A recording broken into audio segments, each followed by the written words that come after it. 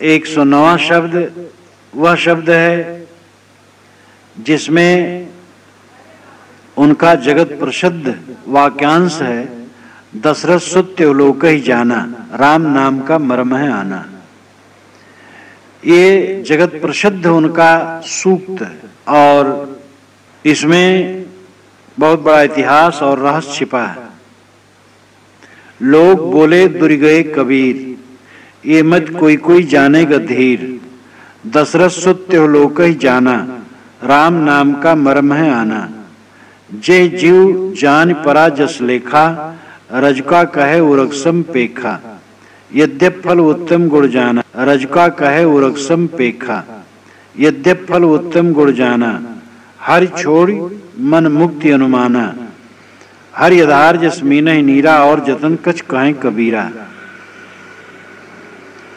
लोग बोले दुर गए कबीर, साहब की सर्वत्र प्रसिद्धि थी और लोग उनको उनके जीवन काल में ही सिद्ध संत, जीवन मुक्त, परमात्म रूप, अवतार और न मालूम क्या क्या कहने लग गए थे।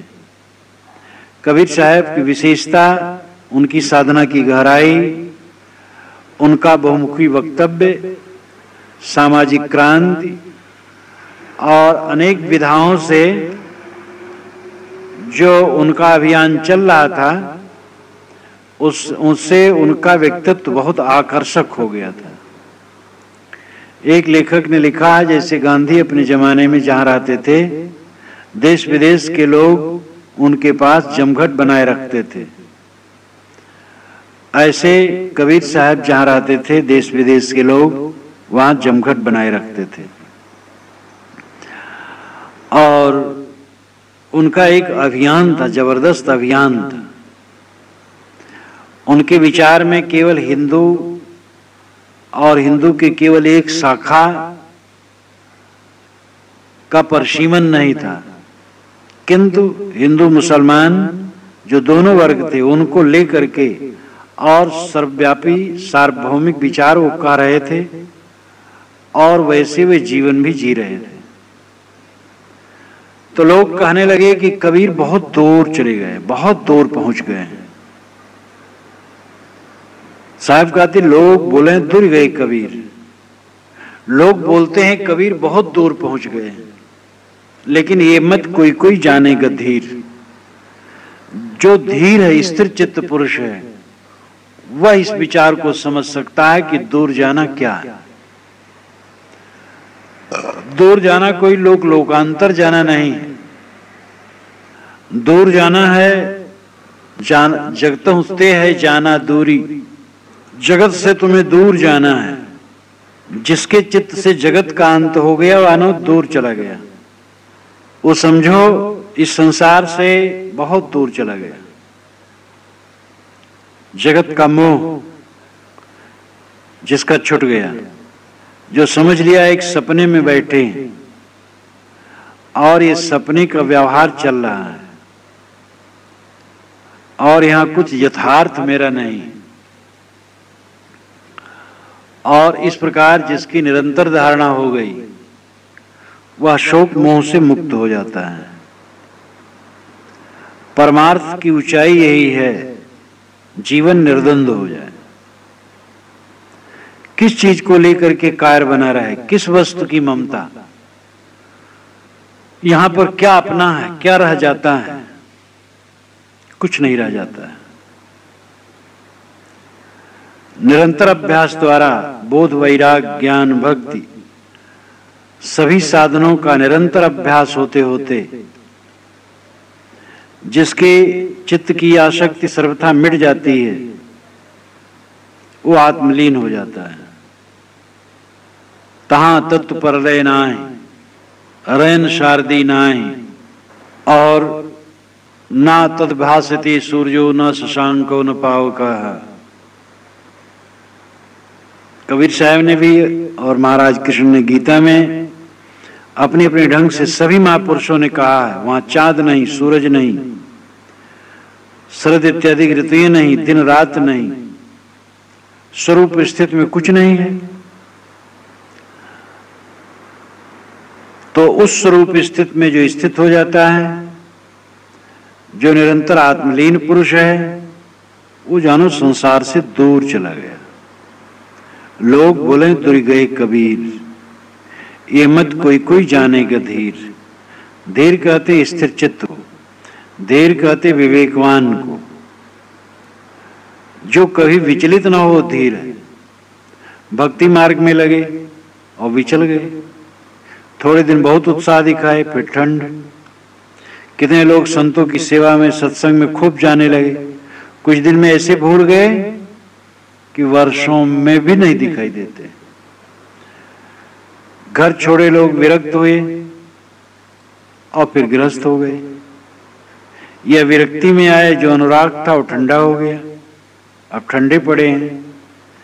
तो इस प्रकार क्षणभंगुर बुद्धि वाले मंजिल नहीं पा सकते हैं। जिसकी बुद्धि स्थिर हो, जो कभी विचलित न हो, बड़ा सा बड़ा दुख जिसे अपने उद्देश्य से विचलित न कर सके, वो सच्चा इंसान है। बड़ा से बड़ा अपमान, बड़ा से बड़ा दुख, बड़ी से बड़ी हानि, बड़ा से बड़ा रोग या कुछ भी विपरीतता और अनुकूलता भी, बड़ी से बड़ी अनुकूलता में भी विचलित न हो। अनुकूलता प्रतिकूलता दोनों में आदमी विचलित होता है। अनुकूलता में विचलित होने का मतलब है रागवान हो जाना। चेला से मठ मंदिर धन दौलत मिल गया, उसे मस्त हो गए। किसके लिए घर छोड़े थे उसका होश हवास नहीं है। प्रतिकूलता मिल गई, विरोध मिल गया, दिमाग परेशान हो गया।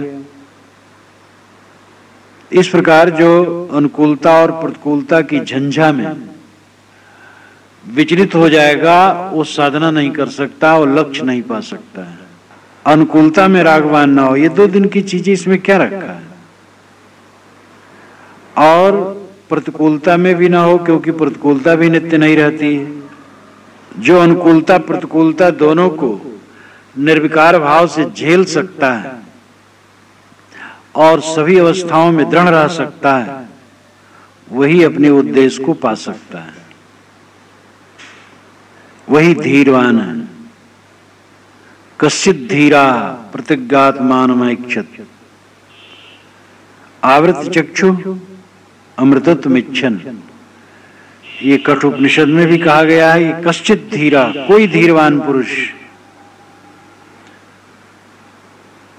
अपने आप को बाहर से लौटाकर अंतर्मुख कर लेता है। तो लोग बोले दुर गए कबीर, ये मत कोई कोई जानेगा धीर। दशरथ सत्यलोक ही जाना, राम नाम का मर्म है आना।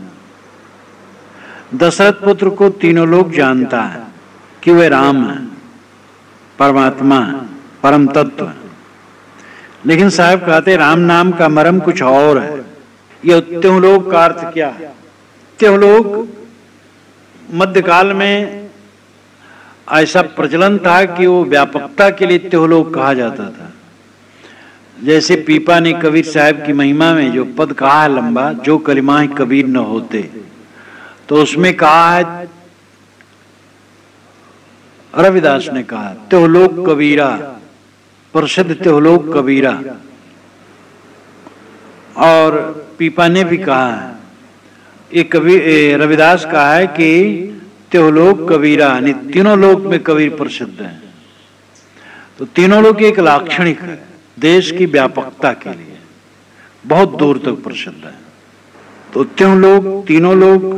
तीनों लोग से वैसे अर्थ किया जाता है सतरजतम, ये त्रिगुणी मनुष्यों में। लेकिन त्योलोक का लाक्षणिक अर्थ है बहुत ज्यादा दूर तक, जिसके नाम का प्रचार हो गया हो, त्योलोक व्यापी हो गया। दशरथ सुत त्योलोक ही जाना, यानी बहुत लोग ये मानते हैं कि दशरथ पुत्र श्री राम परम तत्व के अवतार हैं, स्वयं पर ब्रह्म है वो, और वही भजन साधन के केंद्र हैं, उन्हीं की उपासना करने से मोक्ष होता है। ऐसा बहुत लोग जानते मानते हैं। लेकिन राम नाम का मर्म है आना, राम कि नाम का मर्म कुछ और ही है, मर्म यानी रहस्य। जो राम परम उपासनी है, सबका उपासनी है, वो राम कुछ और है। अब इसी पर विचार करने की आवश्यकता है। राम, दशरथ पुत्र राम कब से ऐसा माने गए? राम कथा का आदि काव्य वाल्मीकि रामायण है। वाल्मीकि रामायण में, वाल्मीकि रामायण का प्रथम संस्करण कुछ 100 श्लोकों का था और ईसा के 300 वर्ष पूर्व उसकी रचना मानी जाती है। उस समय उसका नाम पौलस्त बध था। पुलस्त के नाती, पुलस्त के पुत्र विश्रवा, विश्रवा के पुत्र रावण। तो पुलस्त के नाती रावण का वध पौलस्त वध।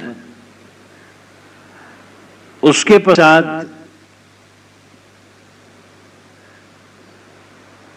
पौलस्त वध में राम की कहानी बिल्कुल सादी सादी कहानी थी। उसके पश्चात और बढ़ा, ईसा के 100 वर्ष पूर्व तक और उसमें बढ़ा। तब उसमें विष्णु का अंशावतार माना गया राम, लक्ष्मण, भरत, शत्रुघ्न को, कि विष्णु के अंशावतार है। उसके पश्चात ईसा के 200 वर्ष बाद उसमें 12,000 श्लोक हुए। एक बौद्ध ग्रंथ में लिखा है कि रामायण में 12,000 श्लोक हैं और वह ग्रंथ ईसा के दूसरी शताब्दी में लिखा गया। यानी ईसा के 200 वर्ष बीतने के बाद तक रामायण में कुल 12,000 श्लोक थे और आजकल 24,000 से कुछ ज्यादा ही है। तो ये सब गुप्त काल में काफी संपादित किए। गुप्त काल ईसा के 300 वर्ष के बाद आरंभ होता है और करीब 250 वर्ष 300 वर्ष चलता है। लेकिन पूरी वाल्मीकि रामायण में राम के लिए भगवान शब्द नहीं है। अगस्त के लिए है, भरद्वाज के लिए है। राम जब प्रयाग में आते हैं तो भरद्वाज के आश्रम पर पहुंचते हैं तो 5 बार वे भरद्वाज को भगवान कहते हैं और भरद्वाज राम को वत्स कहते हैं, बेटा कहते हैं। और वही उचित है। अगस्त को गुरुर्न, मेरे गुरु, हमारे गुरु ऐसा कहते हैं और भगवान भी कहते हैं। सुतीक्ष्ण को भगवान कहते हैं, राम। पूरी वाल्मीकि रामायण में राम के लिए भगवान शब्द नहीं है। सुतीक्ष्ण के लिए है, वाल्मीकि अगस्त के लिए है, भरद्वाज के लिए है, लेकिन राम के लिए नहीं। राम को पूर्ण परमात्मा मानने की बात धीरे धीरे बढ़ी। आदि काव्य वाल्मीकि रामायण बड़ा आकर्षक था। राम के उच्च गुणों का वर्णन था, उनके शील, उनके देह की सुंदरता का भी वर्णन और उनके शील सदाचार का वर्णन, उनका राज्य त्याग और जंगल में तप, ये सब ऐसे सद्गुण थे कि काव्य में मोहक बन गए और इसको लेकर के अन्य कवियों ने भी लिखना शुरू किया। तो खूब काव्य लिखे गए राम पर संस्कृत में। एक कवि ने लिखा है कि जब तक राम पर काव्य न लिखा जाए तब तक कहा है कि काव्य अधूरा है। और जितने दिन बीते गए राम के काव्य में अतिशयोक्ति भरती चली गई और दैवी चमत्कार की कल्पना भरती चली गई। और 13वीं 14वीं शताब्दी तक श्री राम शर्मा नाम के एक विद्वान हुए जो बंगाल बिहार के बीच में अथवा बंगाल में थे। उन्होंने संस्कृत में एक काव्य लिखा जिसका नाम है अध्यात्म रामायण और वो बहुत विस्तृत नहीं है लेकिन उसमें राम कथा पूरी है और सरल संस्कृत में है। लेखक संस्कृत का प्रकांड पंडित नहीं था, क्लासिकल पंडित नहीं था, लेकिन फिर भी पंडित था, तो उसने बड़ा वर्णात्मक ढंग से लिखा है। और लेखक वेदांती था, अद्वैत ब्रह्मवादी था, साथ साथ राम को परमात्मा का अवतार मानता था। उसने लिखा और उसके 200 वर्ष बाद, 250 वर्ष बाद गोस्वामी जी हुए। उन्होंने हिंदी में रामचरितमानस लिखा। अध्यात्म रामायण से उन्होंने काफी लिया। वाल्मीकि रामायण उनको सुहाई नहीं होगी। भगवताचार्य स्वामी जो रामानंद संप्रदाय के महान विद्वान हुए हैं, उन्होंने भी लिखा है कि गोस्वामी जी को वाल्मीकि रामायण सुहाई नहीं होगी और अध्यात्म रामायण ज्यादा अच्छी लगी होगी। लेकिन अध्यात्म रामायण में जहां वेदांत वर्णन है, गोस्वामी जी को अच्छा नहीं लगा है, क्योंकि कई बार ये कहा गया आत्मा ही ब्रह्म है, आत्मा ही परमात्मा है, और वहां उन्होंने भक्ति वाला पक्ष रखा है। दिन बीतते गए और राम में अवतार की कल्पना बढ़ती गई। कबीर साहब जो अपना काव्य बोल रहे थे, उसके पहले ही राम के विषय में अवतार की पूर्ण कल्पना हो गई थी, क्योंकि राम संप्रदाय, वैष्णव संप्रदाय जो राम को परमात्मा मानता है, वो फल फूल रहा था। कृष्ण उपासना तो पुरानी है, ईसा के भी 400-500 वर्ष और पुरानी है, लेकिन राम उपासना, राम का मंदिर, राम की मूर्ति और राम का उपासक संप्रदाय कहीं रहा हो, ईसा के 1000 वर्ष बीतने तक कहीं पता नहीं लगता, न इतिहास में, न ग्रंथ में, न कहीं। रामानंद संप्रदाय के विद्वान भगवताचार्य स्वामी ने लिखा है कि मैं जहां जाता हूं अजायब घरों में, वहां कहीं राम की मूर्ति खोजता हूं कि राम की मूर्ति कोई मिले और देखूं, और वो कभी ईसा के लगभग की हो, लेकिन कहीं नहीं मिलती। ईसा की 11वीं शताब्दी में वैष्णव संप्रदाय जो राम को परमात्मा मानता था, वो दक्षिणी भारत में उदय हुआ। षटकोपाचार्य और त्रिभंगय, आलवार इत्यादि सब हुए और वैष्णवी संप्रदाय चला। वैसे वैष्णवी संप्रदाय कृष्ण उपासना में तो 2500 वर्ष पूर्व से, लेकिन राम को भगवान मान करके, राम को केंद्र में उपास्य मान करके संप्रदाय, ये ईसा की 11वीं शताब्दी में चला है। ये सर्वमान्य सिद्धांत है। तो कबीर साहब जब अपनी वाणी बोल रहे थे, उसके कोई 300-400 वर्ष पूर्व से राम को परमात्मा मान करके संप्रदाय प्रचलित थे। और ये भी संयोग था कि कबीर साहब उसी संप्रदाय में दीक्षित थे, और इसीलिए उनकी वाणी में राम शब्द का खूब बाहुल्य है। 250 बार बीजक में ही केवल राम है।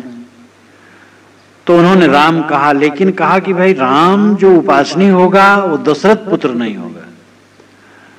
दशरथ पुत्र तो एक राजा के लड़का थे, महान थे, ठीक है, आदरणीय, सम्माननीय है, लेकिन जो राम उपास्य होगा वो तो अंतरात्मा होगा, सबका निज स्वरूप होगा। हम राम का कैसे भजन करें? राम राम राम राम कहें तो ये राम राम कहना मात्र तो भजन नहीं हुआ। ये तो इतने हुआ कि मन चंचल है तो मन को ठहराने के लिए कोई शब्द कहना चाहिए। हम ओम नहीं कहे, कृष्ण नहीं कहे, अल्लाह नहीं कहे, चलो राम कहे, कोई बात नहीं, लेकिन स्थित तो उसमें नहीं होगी। अब राम का चित्र रख लें तो चित्र एक रंग रोगन है, पत्थर की मूर्ति रख लें तो वो पत्थर है। राम मिल नहीं सकते हैं, दशरथ पुत्र राम, और कदाचित मिल भी जाएं तो वो अलग रहेंगे, हम अलग रहेंगे। तो मोक्ष जिससे होता है, जिसमें परम विश्राम होता है, वो दशरथ पुत्र राम की मान्यता में संभव नहीं। वो तो एक सामान्य साधना है जिसमें परम विश्राम हो, चिर विश्राम हो, वह आत्मा रूपी राम है। और ये कबीर साहब का विचार सार्वभौमिक है। महाराज श्री राम को परमात्मा मान करके उपासना करने वाले हिंदुओं में थोड़े लोग हैं, सब नहीं है। और बाकी मुसलमान, ईसाई, यहूदी और हिंदू ही में आर्य समाजी, वेदांती, निर्गुणी धारा के संत, ये सब कहाँ है? लेकिन हृदय निवासी राम उपास्य है, इसका खंडन कोई नहीं कर सकता। इसलिए कबीर साहब का जो राम है वो सार्वभौमिक है। इसलिए साहब कहते दशरथ सुत्य लोग कही जाना। दशरथ पुत्र को परम आराध्य मान करके, भगवान मान करके उपासना करने की प्रवृत्ति तो बहुत लोगों में है, लेकिन राम नाम का मर्म है आना। जिसका नाम राम है उसका रहस्य कुछ दूसरा है। वो बीजक में अन्यत्र उन्होंने कहा है, हृदय बसे ते राम न जाना, दिल में खोज दिल में खोजो ये करीमा रामा। गोस्वामी जी कबीर साहब के बाद हुए। कबीर साहब शरीर छोड़ चुके थे तो वे पैदा हुए, अथवा कबीर साहब जब शरीर छोड़े होंगे तो वे 2-4 वर्ष के रहे होंगे, लेकिन कबीर साहब के बाद गोस्वामी जी हुए। और गोस्वामी जी एक महान कवि हुए, मेधा संपन्न और काव्य शक्ति में बहुत बड़े कलाकार। उनकी बुद्धि महाराज श्री राम को परमात्मा मानने की दृढ़ हो गई, और रामचरितमानस उसका प्रत्यक्ष उदाहरण है। रामानंद संप्रदाय के आचार्य भगवताचार्य ने लिखा है कि गोस्वामी जी ने मानस में राम को अवतार बनाने की कील खूब ठोकी है, कील पर कील ठोकी है। वे रामानंद संप्रदाय के थे, लेकिन उनको व्यंग किया और मानस को उन्होंने प्रमाण नहीं माना। कहा मानस प्रमाण नहीं हो सकता, वाल्मीकि रामायण प्रमाण हो सकती। वो बड़े क्रांतिकारी थे, अद्भुत रामानंद संप्रदाय के थे, और गोस्वामी जी की उन्होंने आलोचना डाली। गोस्वामी जी को अत्यंत दृढ़ बुद्धि हो गई कि राम पर ब्रह्म परमात्मा श्री रामचंद्र। अब उसके विरोध में जो कोई कहता है वो क्षमा करने योग्य नहीं। कबीर साहब की ये बात गूंज रही थी, दशरथ सुत्य लोग कही जाना। काशी कबीर साहब का कार्य क्षेत्र था। भ्रमण वे भारत और भारत के बाहर भी करते थे, लेकिन खास वे रहते थे गोरखपुर काशी के बीच, लेकिन मुख्य अड्डा काशी। तो काशी में उनकी वाणी गूंज रही थी, उसमें ये भी कि दशरथ सुत्य लोग कही जाना, राम नाम का मर्म है आना। गोस्वामी जी उसके पश्चात हुए और उनको ये बात जमी नहीं और उनको खटकने लगी, तो उन्होंने मानस में उपोद्घात बांधा। याज्ञवल्क्य भरद्वाज संवाद, शिव पार्वती संवाद, काकभूषण गौण संवाद, ये तीनों संवाद वाल्मीकि रामायण में बिल्कुल नहीं, चिन्ह भी इनका नहीं। मानस के बहुत बड़े प्रवक्ता काकभूषण हैं, और उस काकभूषण का नाम पूरी वाल्मीकि रामायण में एक जगह भी नहीं।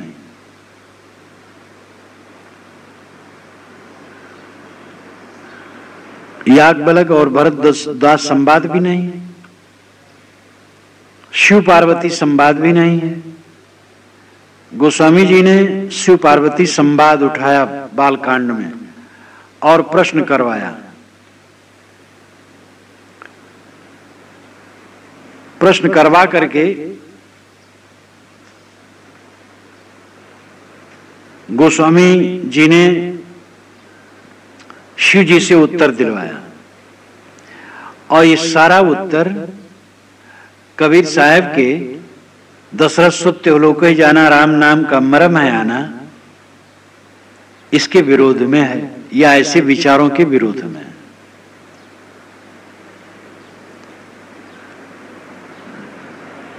ये उपोद्घात बांटा गया कि शिव पार्वती दोनों जा रहे हैं और राम सीता के वियोग में व्याकुल, सीता हारी गई है और रो रहे हैं।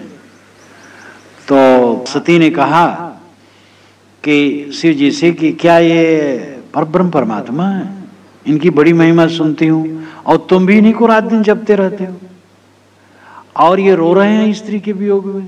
ये कौन पर ब्रह्म परमात्मा है?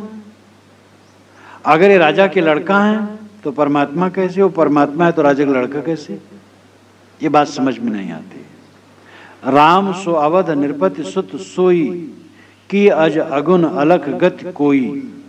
जो नृप तनय त ब्रह्म किम, नार बिरह मति भोरी। देख चरित महिमा सुनत भ्रमित बुद्धि अति मोरी।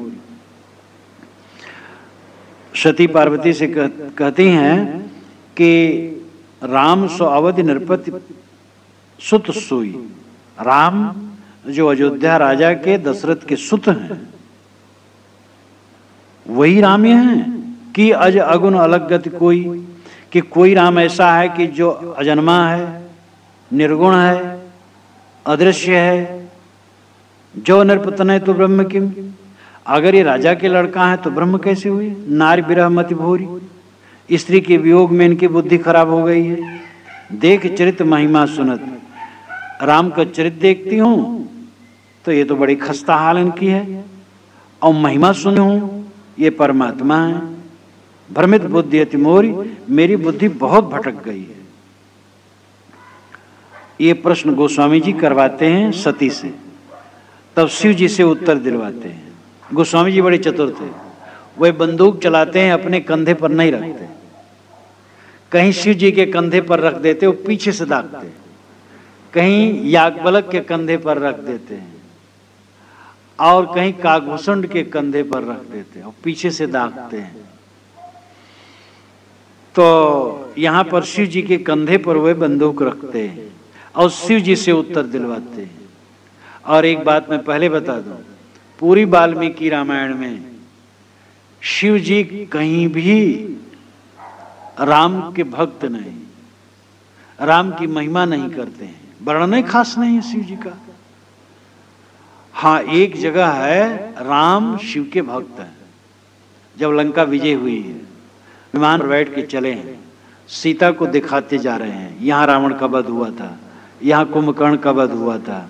तब जब समुद्र पर आते हैं तो कहते हैं कि अत्र पूर्व महादेवा प्रसाद मकरोद विभु, यहाँ महादेव ने मेरे ऊपर कृपा की थी। तो एक शब्द आया, अत्र पूर्व महादेव प्रसाद मकरोद विभु, यहाँ महादेव ने मेरे ऊपर कृपा की थी। तो महादेव को राम श्रद्धा से देखते हैं, लेकिन महादेव कहीं राम को श्रद्धा से देखते पूरी वाल्मीकि रामायण में कहीं है ही नहीं। लेकिन गोस्वामी जी ने कैसा उल्टा कर डाला, और शिव जी को तो एकदम ऐसा बना डाला राम के सामने पूरा नचनिया।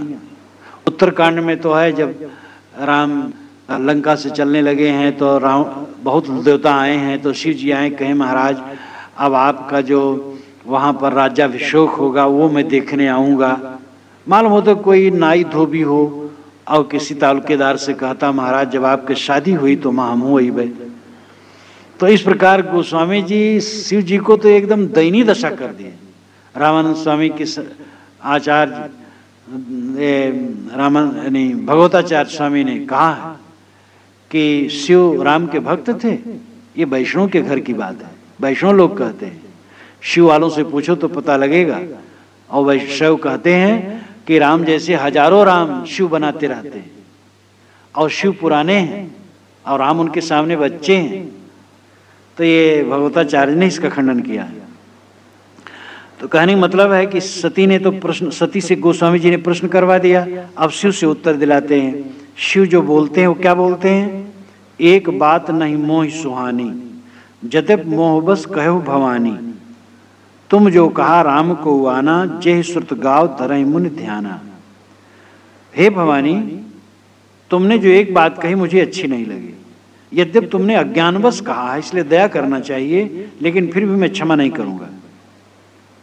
तुमने जो कहा कि राम कोई दूसरे होंगे जो परब्रह्म होंगे, ये नहीं होंगे। जिसको श्रुति गाती है और मुनिजन ध्यान धरते हैं वो ये दशरथ पुत्र नहीं हो सकते हैं। तो सुनो, कहां सुनहि अस अधम नर, ग्रसे जो मोह पिशाच। पाखंडी हरिपद विमुख जाने झूठ न साच। ऐसी बात वही कहते सुनते हैं जो अधम है, नीच लोग हैं। ये दशरथ पुत्र परमात्मा नहीं है, और परमात्मा तो आत्मा है, ऐसा वे कहते हैं जो अधम और नीच लोग हैं और मोह पिशाच जिनको ग्रसे है, पाखंडी है और हरिपद से विमुख है।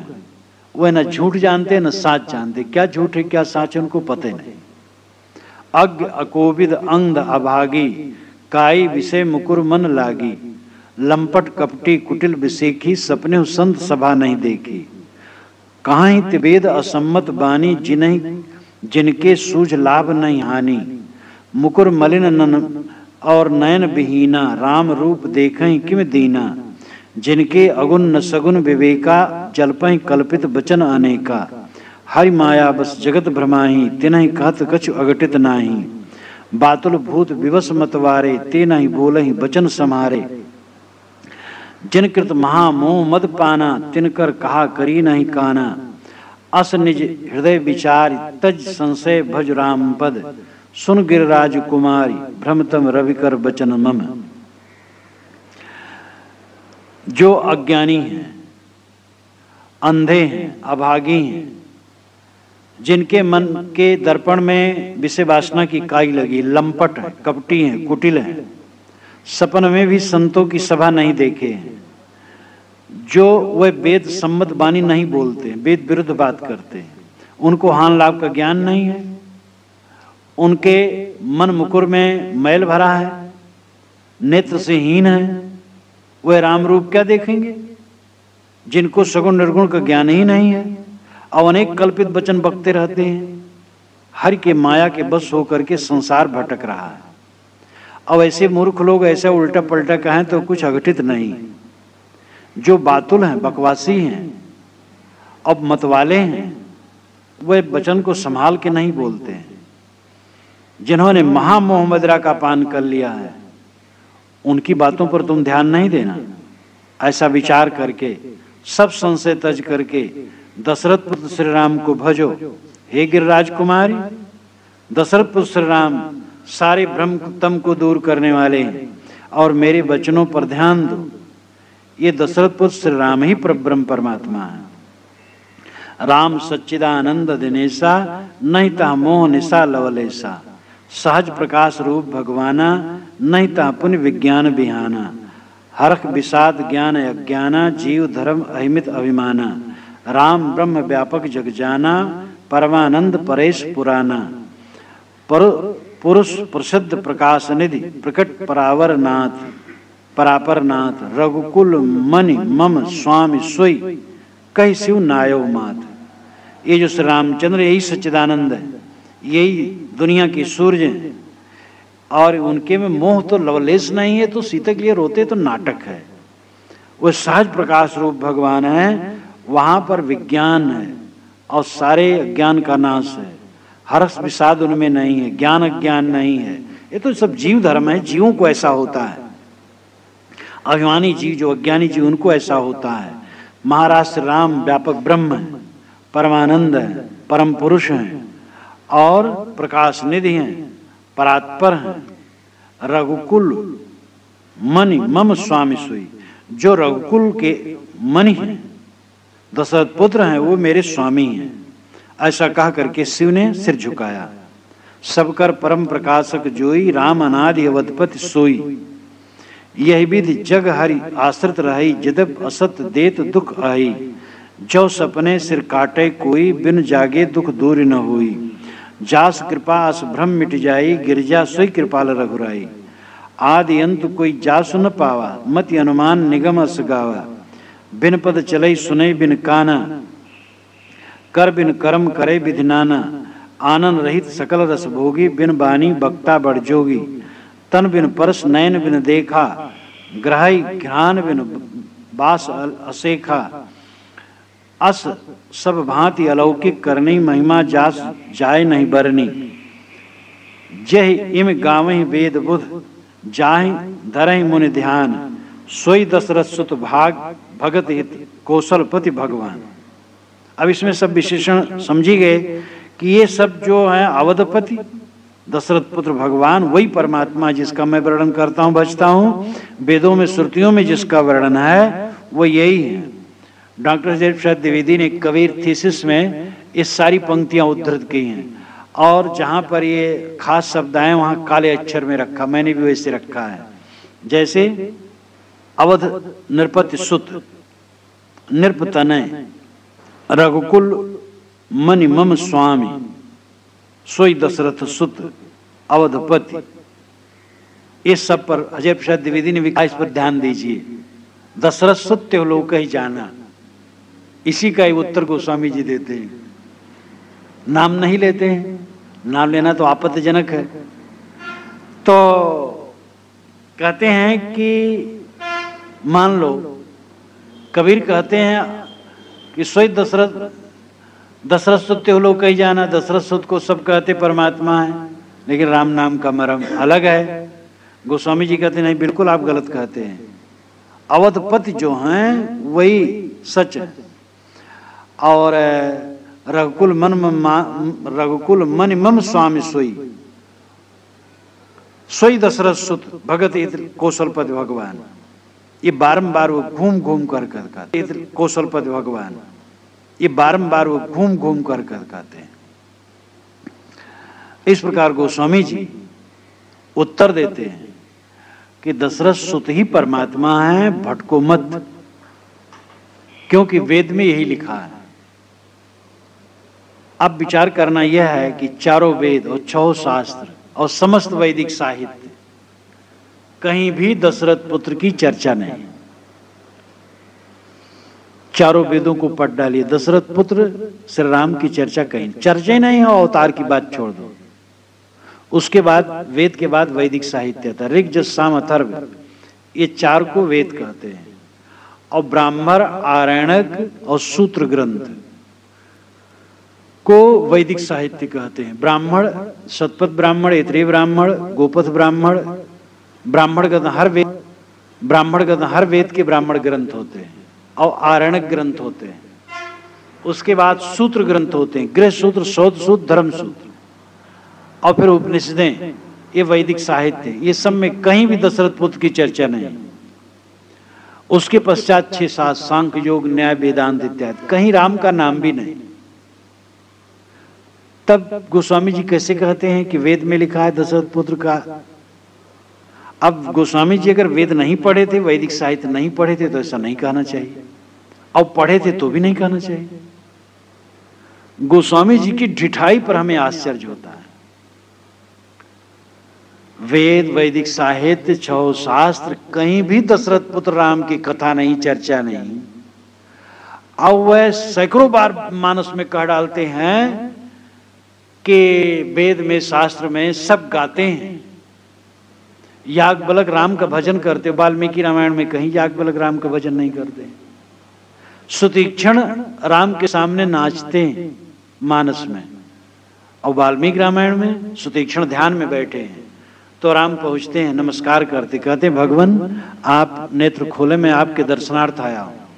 तो राम को घसीट करके सुतीक्षण अपने हृदय से लगा लेते हैं। कहते बेटा तुम आए, बड़ा अच्छा हुआ, मैं सुना था कि तुम वनवास में हो और मेरे पास आओगे, तुम मुझे देखने आए, मुझे बड़ी खुशी हुई। तो कहने का मतलब है कि पूरा गोस्वामी जी ने उलट दिया है। वेद शास्त्र यानी अवतारवाद न वेद सम्मत है न शास्त्र सम्मत है, लेकिन उसको इतनी ढिठाई से गोस्वामी जी ने कहा कि हद कर डाला। तो कबीर या कबीर जैसे विचारक, वेदांती, वेदांत चिंतक, वेद चिंतक, उस समय के तमाम चिंतक, उन सब को उत्तर देने के लिए गोस्वामी जी ने ये सब लिखा। और इसमें उत्तर तो कुछ नहीं दिया है, गाली दी। वह अज्ञ हैं, अकोविद हैं, अंधे हैं, अभागी हैं, उनके मन में विषय वासना लगी है, लंपट हैं, कपटी हैं, कुटिल हैं, सपने में भी संत सभा नहीं देखे हैं, वेद विरुद्ध बोलते हैं, और उनके मन दर्पण मलिन है, और अगुन सगुन का उनको ज्ञान नहीं है, बेकार का बकवास करते हैं, बातुल भूत हैं, और वचन नहीं संभाल के बोलते हैं, मदरा पिए हैं। बस गाली भर दी है, उत्तर कुछ भी नहीं, पूरी गाली गाली। और शिव जी के मुख से गाली, जब बेचारे शिव जी, वाल्मीकि में शिव कहीं कुछ जानते ही नहीं है, ये सब कहना। तो इस प्रकार गोस्वामी जी ने ये कहलवाया। अब दशरथ सत्य लोक ही जाना, राम नाम का मर्म है आना, ये विवेक सम्मत बात है। मनुष्य का उपासनी आत्मा ही, अलग कुछ वस्तु नहीं। कोई कबीर ही को अवतार मान ले, जैसे बहुत पौराणिक मानते हैं, वो भी भूल में है। कबीर हमारे उपासना के केंद्र में नहीं हो सकते। कबीर आरंभिक उपासना में हो सकते हैं, हमारे पूज्य हैं, गुरुदेव हैं। ऐसे महाराज राम कृष्ण, ये सब हमारे पूज्य हैं। लेकिन जो हमारा निरंतर उपासनी है, जिसमें अपने मन को हम डुबाएं, वो हमारा स्वरूप है, आत्मा है, वही परम राम है। रमन्ते योगिनो जिसमें नित रामा, जोगी जन जिसके विषय में रमण करते वो राम है। और राम हृदय निवासी ही है। साहब कहते हैं, जे जीव जान परा जस लेखा, रजुका कहे उरक संपेखा। जिस जीव को जैसे समझ में आया, जैसे गुरु मिले, जैसे बताए, जे जीव जान परा जस लेखा, लेखा हिसाब अंदाज विचार जैसे जान पड़ा, वैसे वो कहने लगा। कोई 4 हाथ वाला, कोई 8 हाथ वाला, कोई 20 हाथ वाला, कोई मोर मुकुटधारी, कोई धनुषधारी, कोई कंबलधारी, कोई और किसी, कोई ज्योत रूप, कोई नाद रूप, कोई बिंद रूप, जिसको जैसे समझ में आया उपासना में लग गया। रज का कहे उरक संपेखा, रज रस्सी उरक सांप। अंधकार प्रकाश मृत जगह में रस्सी पड़ी है तो उसको सांप में, उसमें सांप का भ्रम कर लिया गया कि रस्सी नहीं सांप है, लेकिन है तो रस्सी। ऐसी उपासना के क्षेत्र में बड़ी बड़ी भ्रांतियां हैं। यद्यप फल उत्तम गुण जाना, हर छोड़ मन मुक्त न माना। साहब कहते यद्यप में महाराज राम में प्रेम करना फल उत्तम है, क्योंकि उनके उत्तम गुण हैं। भाई के साथ भाईचारे का व्यवहार, भाई के लिए राज छोड़ देना, माता पिता की आज्ञा मानना, 14 वर्ष तपस्वी जीवन होना, वह युद्ध प्रिय है, युद्ध करते हैं। लेकिन राम का व्यक्तित्व जो हमारे सामने आता है मन के, तो एक शीलवान स्वरूप आता है। तो इसलिए राम एक शीलवान है और महान गुणों से संपन्न है।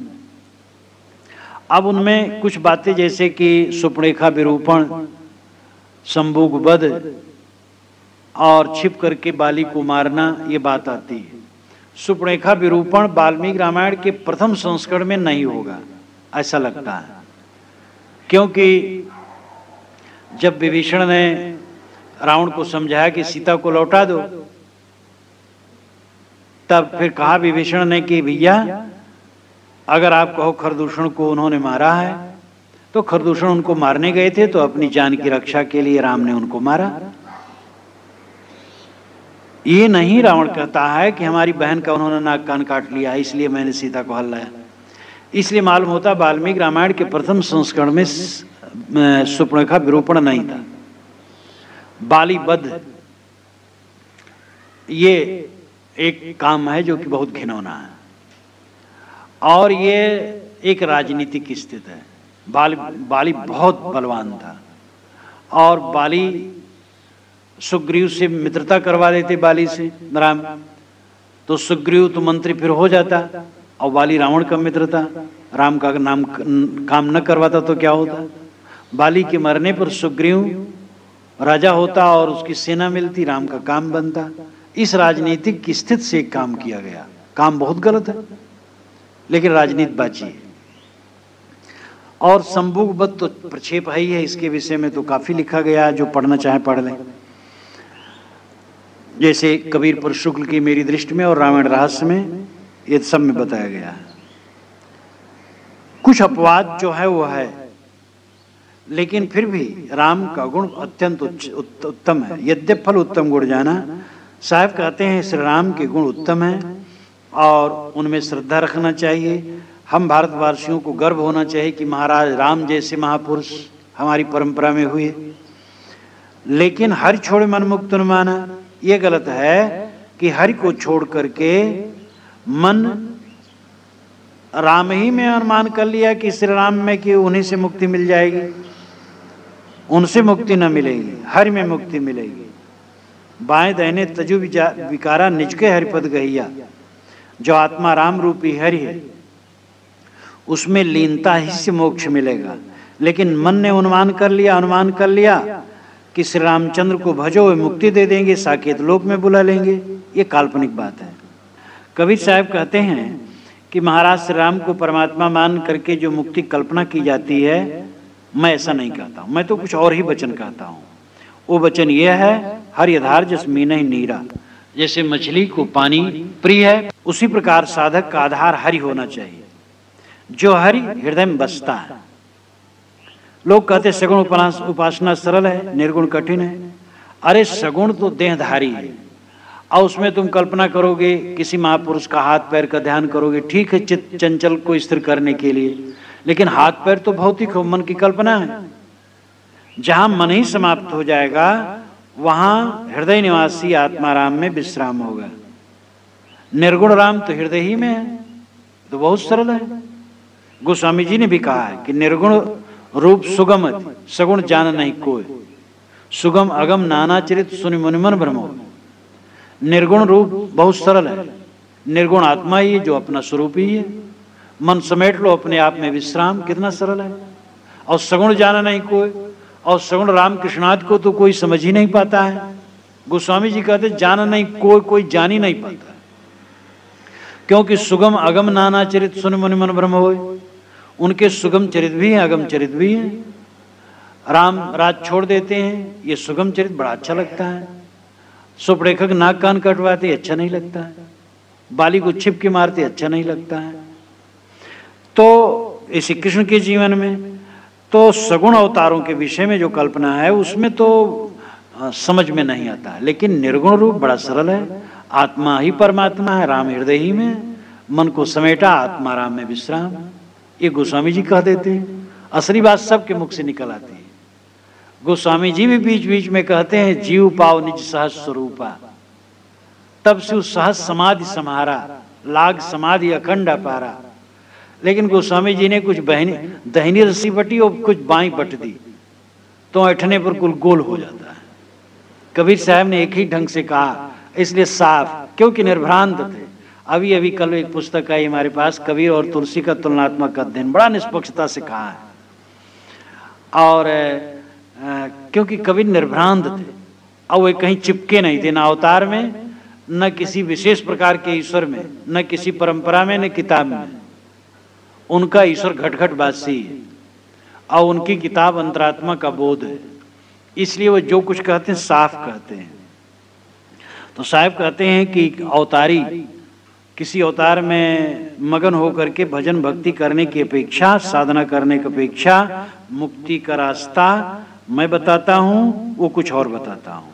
हरि आधार जस मीनहि नीरा, जैसे मछली को पानी प्रिय है, पानी में उसका जीवन है, इसी प्रकार जिसको आत्मा राम रूपी हरि में विश्राम है, उसी का मोक्ष, उसी कल्याण है। और यही वास्तविकता है। राम हरि परमात्मा अंतरात्मा है, जो रावण की भी अंतरात्मा और राम की भी। और राम रमे थे कुकुरी पूता, राम तो कुकुरी के पूत में भी रमा है। इसलिए कबीर साहब यही नहीं मानते दशरथ पुत्र राम में राम है, रावण में भी राम है, हमारे में, तुम्हारे में, सबके अंदर में बैठा जो राम। इसीलिए कबीर जो राम कहते हैं वो सार्वभौमिक है और वही वास्तविकता है।